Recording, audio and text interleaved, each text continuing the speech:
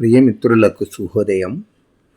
మనం ఇప్పుడు శ్రీ నామబోధేంద్ర సరస్వతి స్వామి వారు రచించిన శ్రీరామ కర్ణామృతం ప్రథమాశ్వాసంలో 9వ శ్లోకాన్ని చూస్తున్నాం.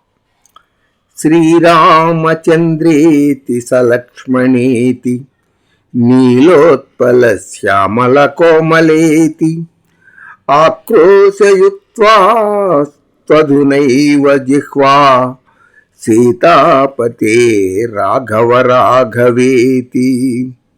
శ్రీరామచంద్రేతి సలక్ష్మణేతి నీలోత్పల శ్యామల కోమలేతి ఆక్రోశయుక్తాస్త్వధునైవ జిహ్వా సీతాపతే రాఘవ రాఘవేతి.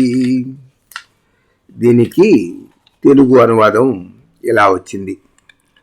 శ్రీ రఘురామ రాఘవ విశిష్ట పవిత్ర చరిత్ర సత్య బృందారకనాథ నీల సమధామ సుమిత్ర సుతానుయుక్త ధాత్రీరమణీ సుతాధిప సుధీజన వందిత పాద పద్మ శృంగార నిధీయటంచు కలకాలమోహోరసనా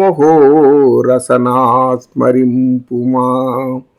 ఈ నాలుకకు అస్సలు బుద్ధి ఉండదు. ఏది పడితే అది మాట్లాడుతూ ఉంటుంది. అందుకనే కాలు జారినా తీసుకోవచ్చు కానీ నాలిక జారితే తీసుకోలేము అంటాము. మాట జారితే ప్రమాదము అని. అందుకని నాలుకను ఆజ్ఞాపిస్తున్నాడు నామబోధేంద్ర సరస్వతి. ఏమని? ఓ రసన, ఓ నాలుక, శ్రీ రఘురామ రాఘవ విశిష్ట పవిత్ర చరిత్ర సత్య బృందారకనాథ నీల సమధామ సుమిత్ర సుతానుయుక్త ధాత్రీరమణీ సుతాధిప సుధీజన వందిత పాద పద్మ శృంగార నిధీయటంచు కలకాలమోహోరసనాస్మరింపుమా. శ్రీరామచంద్ర లక్ష్మణ సమేత నల్ల కలువల వలె నల్లగా మెత్తనైన శరీరము కలవాడా, సీతాపతి రాఘవ రాఘవ అంటూ నా జిహ్వేంద్రియము ఇప్పుడే మొరపెట్టుకుంటోంది.